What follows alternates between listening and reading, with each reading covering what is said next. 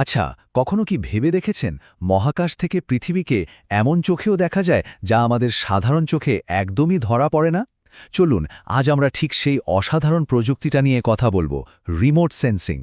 ব্যাপারটা কি অবাক করার মতো না যে অ্যামাজনের মতো বিশাল জঙ্গলের এমন সব জায়গায় যেখানে মানুষ পৌঁছাতেই পারে না সেখানেরও নিখুঁত ম্যাপ তৈরি হয়ে যাচ্ছে?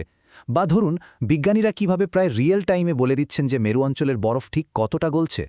এই যে এত সব অবিশ্বাস্য কাজ, এর পেছনের মূল রহস্যটাই হলো রিমোট সেন্সিং। তো চলুন আর দেরি না করে সরাসরি জেনে নিই, স্পর্শ না করে দূর থেকে দেখার এই প্রযুক্তিটা আসলে ঠিক কী জিনিস।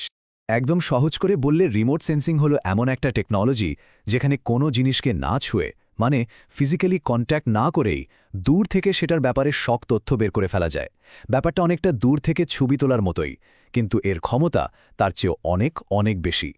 ভারতের ন্যাশনাল রিমোট সেন্সিং এজেন্সি মানে NSRS বিষয়টাকে খুব সুন্দর করে গুছিয়ে বলেছে। তাদের মতে এটা হলো কোনো বস্তু বা ঘটনার সঙ্গে সরাসরি সংস্পর্শে না এসেও তার সম্পর্কে তথ্য সংগ্রহের একটা শিল্প ও বিজ্ঞান। মানে সোজা কথায় এটাই সেই জাদুকরী টেকনিক যা আমাদের পৃথিবীকে একেবারে নূতন একটা চোখে দেখতে শেখায়। কিন্তু প্রশ্নটা হলো, আচ্ছা এটা কাজ করে কিভাবে? এর পেছনের আসল ইঞ্জিনটা কি? উত্তরটা কিন্তু খুব ইন্টারেস্টিং, আর সেটা লুকিয়ে আছে আলোর বিজ্ঞানের মধ্যেই। রিমোট সেন্সিংয়ের মূল ভিত্তিটা হল যাকে আমরা বলি ইলেকট্রোম্যাগনেটিক রেডিয়েশন বা সংক্ষেপে EMR। ভাবুন তো, এটা আলোর মতোই এক ধরনের শক্তি যা স্পেসে আলোর গতিতেই ছোটাছুটি করে। আর আমাদের স্যাটেলাইটগুলো ঠিক এই অদৃশ্য শক্তিটাকেই ব্যবহার করে দূর থেকে পৃথিবীকে দেখে। আর এই যে EMR, এটা কিন্তু শুধু আমরা যে আলোটা চোখে দেখি তার মধ্যেই আটকে নেই। এটা আসলে একটা বিশাল স্পেকট্রাম, একদিকে গামা রে থেকে শুরু করে অন্যদিকে রেডিও ওয়েভ পর্যন্ত ছড়ানো। সবচেয়ে মজার ব্যাপার কি জানেন? স্যাটেলাইটগুলো এমন আলোও দেখতে পায় যা আমাদের চোখ দেখতে পায় না, যেমন ধরুন ইনফ্রারেড বা মাইক্রোওয়েভ। আর এই অদৃশ্য আলো ব্যবহার করেই পৃথিবীর অনেক গোপন তথ্য জানা যায়। আচ্ছা, তাহলে বিজ্ঞানটা তো মোটামুটি বোঝা গেল। এবার চলুন দেখি এই ডেটা কালেক্ট করার জন্য আসলে কি যন্ত্রপাতি আর কোন প্রসেস ফলো করা হয়। দেখুন, পুরো ব্যাপারটা আসলে 7টা সহজ স্টেপে হয়। 1 নম্বর, একটা শক্তির উৎস লাগবে, যেমন আমাদের সূর্য। 2 নম্বর, সেই শক্তিটা বায়ুমণ্ডল পেরিয়ে আসে। 3, এটা পৃথিবীতে থাকা কোনো বস্তুর উপর এসে পড়ে। 4 নম্বর ধাপে সেখান থেকে প্রতিফলিত শক্তিটা স্যাটেলাইটের সেন্সর ধরে ফেলে। 5, সেই ডেটাটা পৃথিবীতে আমাদের স্টেশনে পাঠানো হয়। 6, এখানে আমরা ডেটাটা অ্যানালাইজ করি।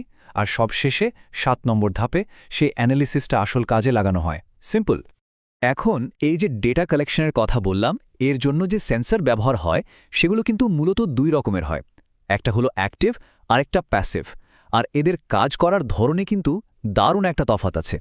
প্যাসিভ সেন্সরগুলো, বুঝলেন, অনেকটা আমাদের চোখের মতো। এরা সূর্যের আলোর মতো প্রাকৃতিক শক্তির ওপর নির্ভর করে।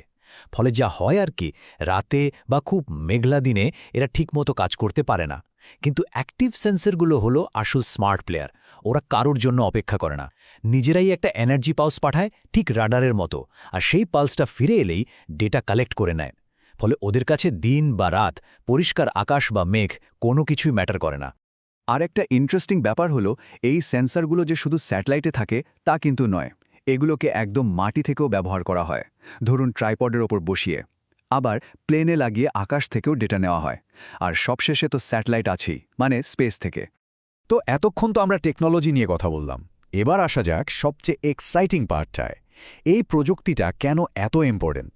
মানে এই ডেটা দিয়ে আমরা পৃথিবীর ঠিক কোন কোন গোপন রহস্য জানতে পারি। এই যে স্ক্রিনে ছবিটা দেখছেন, এটাকে বলে ট্রু কালার ইমেজ। মানে মহাকাশ থেকে আমাদের চোখ দিয়ে দেখলে পৃথিবীকে প্রায় এরকমই দেখাবে। কিন্তু একটা জিনিস খেয়াল করেছেন, অ্যাটমসফিয়ারের ধোঁয়াশার জন্য ডিটেলসগুলো কিন্তু একদমই পরিষ্কার না, কেমন যেন ঝাপসা। এখন সায়েন্টিফিক কাজের জন্য এটা কিন্তু একটা বড় প্রবলেম। কিন্তু ভাবুন তো একবার, কি হতো যদি আমাদের কাছে এমন কোনো ক্ষমতা থাকত যা দিয়ে আমরা অদৃশ্য আলো ব্যবহার করে এই ধোঁয়াশার আড়ালের আসল ছবিটা দেখতে পেতাম। আর ঠিক এখানেই ম্যাজিকটা হয়। এই ছবিটা দেখুন, এটাকে বলে ফলস কালার কম্পোজিট। এখানে অদৃশ্য নিয়ার ইনফ্রারেড লাইট ব্যবহার করা হয়েছে। আর তার ফলে দেখুন, লুকানো সব ডিটেলস কি দারুণ পরিষ্কারভাবে বেরিয়ে এসেছে। আগের ছবিটার সাথে পার্থক্যটা জাস্ট একবার দেখুন। এখন নিশ্চয়ই ভাবছেন এই অদ্ভুত রঙের ছবির মানে কি? ওয়েল, এটা বোঝার জন্য আমাদের একটা ডিকোডার রিং লাগবে। ব্যাপারটা হলো, আমরা অদৃশ্য আলোর ব্যান্ডগুলোকে আমাদের চেনা রং দিয়ে দিই। যেমন এই ছবিতে নিয়ার ইনফ্রারেড লাইটকে আমরা লাল রং হিসাবে দেখানোর সিদ্ধান্ত নিয়েছি আর তার ফলাফল দেখুন স্বাস্থ্যকর গাছপালা বা জঙ্গলগুলো কী রকম উজ্জ্বল লাল রঙে ঝলমল করছে। তো পরের বার যখনই এই ধরনের কোনো ফলস কালার ইমেজ দেখবেন, এই সহজ গাইডটা মাথায় রাখলেই হবে। উজ্জ্বল লাল মানেই হলো সুস্থ গাছপালা আর জঙ্গল, কালো বা খুব ডার্ক ব্লু মানে গভীর পরিষ্কার জল, সায়ান বা হালকা নীল রংটা হলো অগভীর বা ঘোলা জল, আর সবুজ বা বাদামি এলাকাগুলো হলো খালি মাটি বা শহর। তাহলে পুরো আলোচনাটাকে যদি আমরা এক জায়গায় আনি, চলুন পুরো ব্যাপারটার একটা কুইক রিক্যাপ করা যাক। সো আমরা দেখলাম যে রিমোট সেন্সিং আসলে একটা কমপ্লিট জার্নি। এর শুরুটা হয় ইএমআর এর ফিজিক্স দিয়ে, তারপর আসে সেন্সরের মতো হার্ডওয়্যার, সেখান থেকে পাওয়া যায় ডেটার পিক্সেল, আর শেষে সেই ডেটাকে অ্যানালাইজ করে আমরা পৃথিবীকে বোঝার জন্য দারুণ সব তথ্য পাই। তার মানে বুঝতেই পারছেন, এটা শুধু আকাশ থেকে একটা ছবি তুলে নেওয়া নয়, এটা একটা পুরো সায়েন্টিফিক সিস্টেম যা আমাদের গ্রহের অদৃশ্য কিন্তু ভীষণ জরুরি তথ্যগুলোকে আমাদের চোখের সামনে দৃশ্যমান করে তোলে। এখন যেহেতু পৃথিবীকে এইভাবে দেখার একটা নতুন চোখ আমরা পেয়ে গেছি, ভাবুন তো একবার, আমাদের পরিবেশের আরও কত অজানা রহস্য হয়তো ভবিষ্যতে আমরা এভাবেই জানতে পারব।